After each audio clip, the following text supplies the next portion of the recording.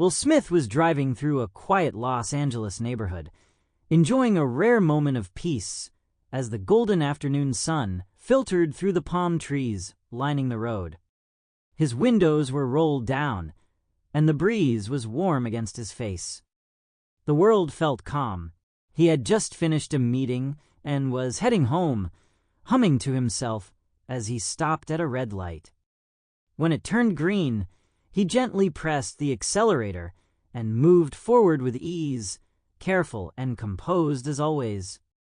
Then, out of nowhere, a loud, jarring thud shattered the tranquility. His car jolted violently forward.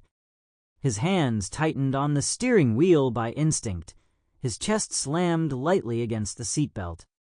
The noise echoed in his ears for a second longer than it should have. Will blinked hard and immediately checked his mirrors, then slowly pulled over to the side of the road, heart picking up speed not from fear, but from the rush of uncertainty. He turned off the engine and opened his door, stepping out slowly, cautiously. His eyes scanned the back of his car. A dented bumper, minor scratches, nothing catastrophic. Then he looked behind. A gray SUV was stopped a few feet away, steam hissing from under its hood. A woman sat inside, motionless at first. Will approached carefully, unsure if she was injured. She had platinum blonde hair and sharp, angular features that twisted with rage the second she saw him. The door of the SUV flew open, and the woman stormed out with a kind of fury that felt disproportionate to the moment. "Are you out of your damn mind?" she screamed, pointing a shaking finger at him. "You slammed your brakes. You're gonna pay for this. You hear me?" Will blinked again, confused but calm, his voice low and steady. "Ma'am, are you okay?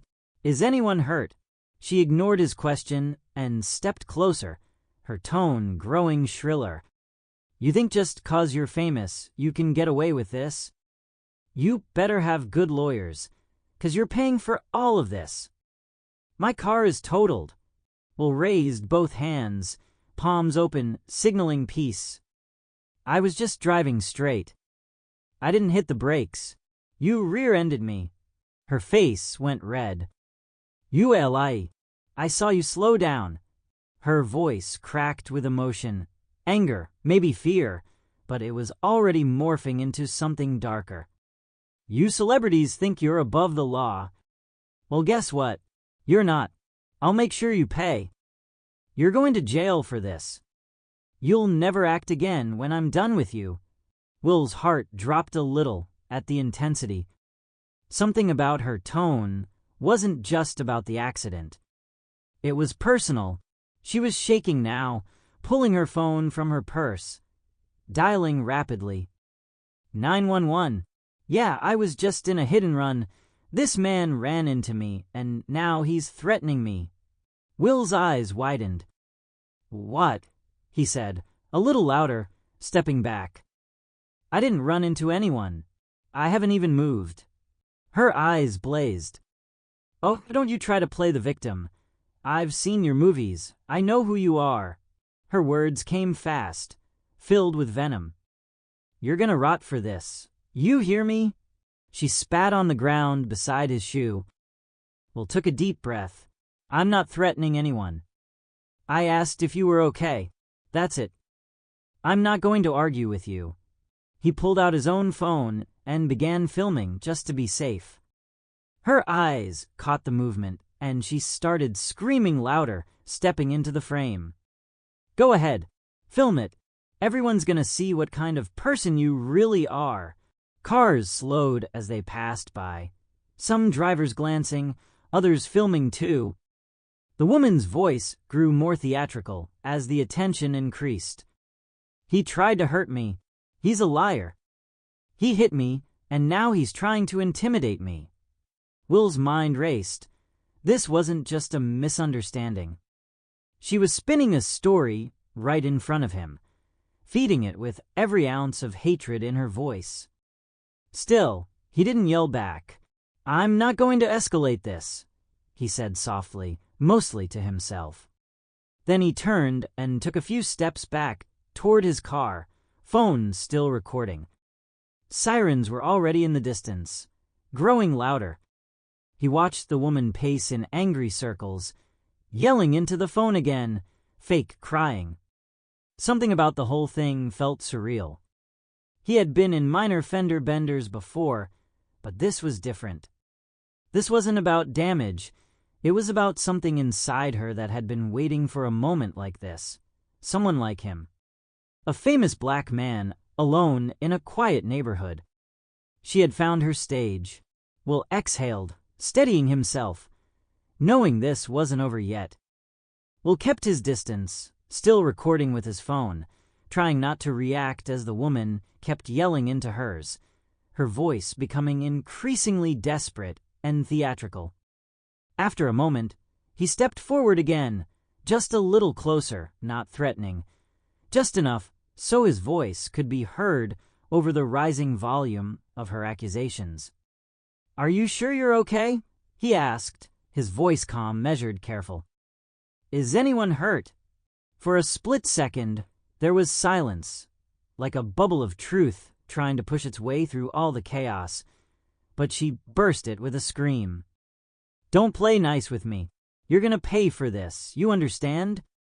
I hope you've got money, 'cause you're giving me every damn cent I need to fix my car. And guess what? You're going to jail. You think you can just crash into me and drive off? Not today, Mr. Hollywood." Will blinked slowly, his patience tested but intact. "Ma'am, I didn't crash into you," he said firmly. "You hit me from behind. I was just driving normally. If you're hurt, I'll wait with you. If your car's damaged, I'll help. I'll pay for the repairs if it comes to that. But I'm not the one at fault here." Her face twisted like she didn't hear a single word. "You people always think you're above the rules," she spat, stepping closer again, the fury in her eyes turning something almost feral. "You slowed down. You were trying to block me in. You're aggressive. I've seen your movies. You're violent. I know what you're like. You think that gives you the right to endanger me." Will's brow furrowed. "You think this was intentional?" "I was obeying the speed limit. I didn't swerve. I didn't stop suddenly. You hit me." Her voice cracked with rage. "Because you don't know how to drive. You celebrities drive like you own the road. You think just because people scream your name, you can do anything. Not on my street. Not today. You're gonna answer for this, and I hope they drag you away in handcuffs." Will looked around. There were a few bystanders now, most of them holding up phones, capturing bits and pieces. One man in a baseball cap stood silently at the corner, clearly unsure of what he was seeing, but unwilling to step in. Will wanted to shout, to defend himself with force, but he knew better. He knew that no matter what, raising his voice wouldn't help. He closed his eyes for a moment, drawing in air through his nose, feeling the rush of disbelief and restraint swirling in his chest. "I don't want to argue," he said, his voice even lower now. "But I will say this again, I was not driving recklessly. You hit me, and if you're hurt, I'm sorry. I'll still make sure your car gets fixed. But please stop saying I tried to hurt you. That's not true." She laughed, a wild, sharp, bitter laugh that didn't match the situation. "You'll fix my car? You think that's enough? You think money's gonna fix my back? You think I'm not gonna sue you into the ground? You're finished, Mr. Movie Star. Finished. You're gonna learn what real life looks like real fast." Will shook his head slowly, absorbing her words. His hands were still open by his sides, showing he had nothing to hide, nothing to fear, but still the way she looked at him, it was as if he had already been tried and convicted in her mind. "I'll give you my insurance information," he said, but she cut him off. "Insurance? You think I want insurance? No, you're not getting off that easy. I'm calling my lawyer right now. This is assault. This is endangerment. You should have thought twice before coming into my neighborhood with your shiny little car, acting like you don't have to follow the rules. Will's jaw tightened. This isn't your neighborhood, he said, quieter, but with an edge now. This is a public road. I didn't do anything wrong. I'm offering to make things right, but I'm not going to stand here and be called a criminal when I'm the one who got hit. She pointed a finger so close to his chest it almost touched his shirt. You can say whatever you want. The cops will be here any minute. You better pray they don't put you in cuffs the second they show up. Will didn't reply. He turned, walked back to his car slowly, leaned against the side. A deep weariness set in, not physical exhaustion, but emotional. He dealt with situations like this before, but this time it felt different. It wasn't about the crash. It wasn't even about the damage. It was about control, power, fear disguised as indignation. She had seen his face, recognized him, and immediately decided that his presence was a threat, that he didn't belong here, that if she shouted loud enough and twisted the story hard enough, someone would listen. He could feel the old tension rising in his chest, the one that always came in moments like these, when you do everything right but still end up painted as the villain. He didn't want to believe it was about race. He really didn't. But her words, her tone, the fire in her eyes, it told a story she didn't even realize she was telling. And now, all he could do was wait. Wait for the sirens to get closer. Wait for the flashing lights. Wait to find out which story the cops would believe. The truth or the theater. The woman's fury hadn't cooled in the slightest. In fact, it only burned hotter as minutes ticked by. Her pacing quickened, her gestures became more wild, and her voice rose higher with every accusation she hurled at Will, as if shouting louder might bend reality to her version of events. "You're gonna pay for everything," she snapped, standing now just a few feet away from him with a glare that could cut through glass. "Every single cent. That bumper, the tail light, my engine, I want it all brand new. And don't think insurance is gonna cover this. Oh no, you think you can just crash into me and walk away with a little check and a smile." She laughed again, more bitter than before, her eyes gleaming with something unhinged.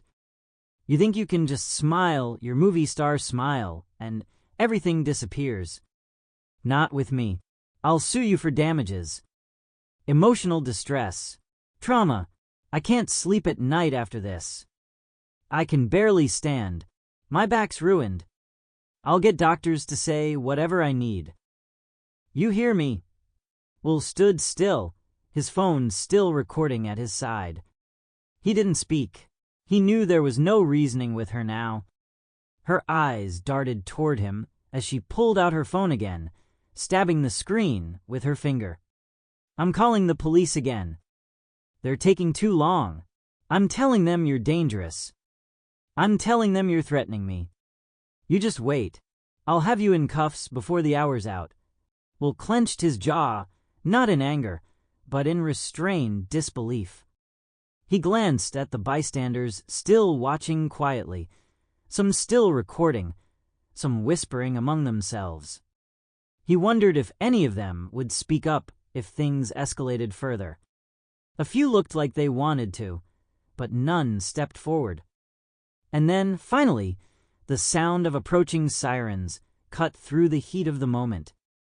Blue and red lights bounced off windshields and windows, and a pair of LAPD cruisers pulled to the curb. The woman immediately sprang into action, waving her arms and running up to the officers before they had even stepped out. "Officers! Officers! Thank God you're here. That man tried to run me off the road. He slammed into my car, and now he's been threatening me ever since. He won't give me insurance. He won't call for help. He's been filming me and intimidating me this whole time." The two officers, a man and a woman, exchanged a brief glance before stepping forward calmly. "Ma'am, we're going to ask you to take a breath and step to the side for a moment," the male officer said. "We'll get both sides of the story."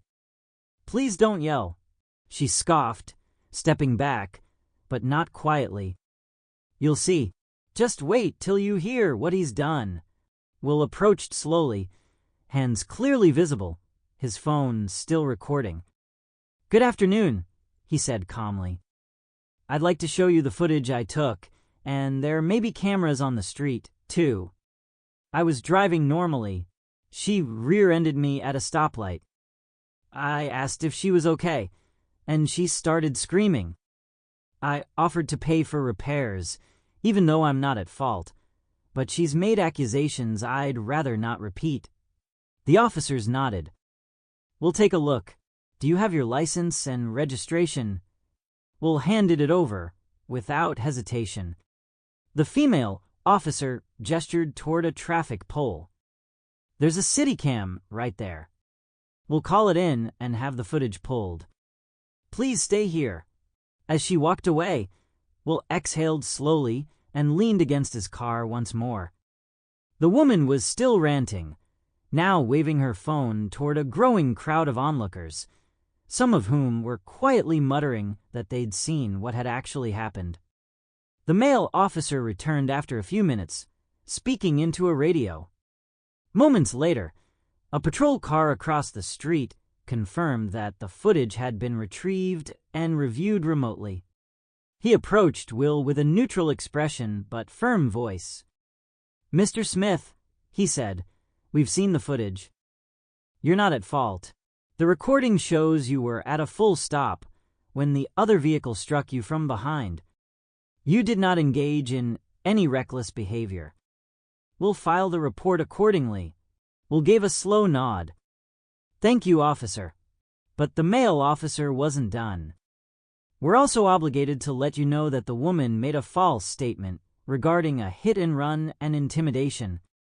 Based on the footage and the multiple eyewitnesses, it's clear those claims were unfounded. If you'd like to press charges for a false police report or defamation, we can assist." Will looked over at the woman, who was now being spoken to sternly by the female officer, her face shifting from fury to fear as the tone of the conversation turned. Her hands fluttered, her voice grew quieter. She looked around, as if realizing her performance was unraveling. Will took a long breath, his voice quieter than before. "No, I'm not pressing charges. I don't want to drag this out." The officer raised an eyebrow. "Are you sure? She knowingly made a false report. That's a crime." Will nodded. "I'm sure. Let her go. I'll pay for the repairs to both cars if it means this can end now. I don't need a trial. I just want to go home." The officer nodded slowly. "Understood. We'll note your choice in the report. You're free to leave, Mr. Smith." Will turned away, walking back to his car. The woman stood frozen on the sidewalk, her expression a strange mix of confusion, resentment, and perhaps even guilt, though she said nothing now. Her voice, once sharp as a blade, was silent as Will passed by her. He didn't look at her, didn't flinch, didn't speak. He got into his car and sat there for a moment before starting the engine. The sun was still shining, the streets still quiet, but something had changed, not in the world around him, but in the way the world had just shown itself to him again. He had offered kindness and calm and got chaos in return. But still he chose peace. Still, he chose not to fight fire with fire. And as he drove away slowly, letting the tension fade into the distance behind him, he knew he had done the right thing, not because it was easy, but because it was right.